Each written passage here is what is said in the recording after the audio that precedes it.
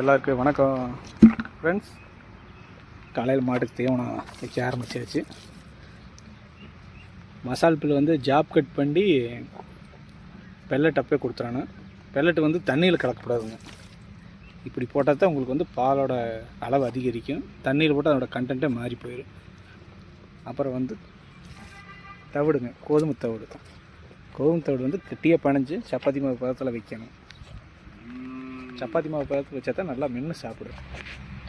ஒரு மாட்டுக்கு 1/2 கிலோ வீதம் வந்து கொடுக்கலாங்க. ரொம்ப அதிகமாக கொடுக்கக்கூடாது சப்பாத்தி மாவு. பெல்லட் கூடவே போட்டோம்னா நீட்டாக சாப்பிட்டுக்குங்க.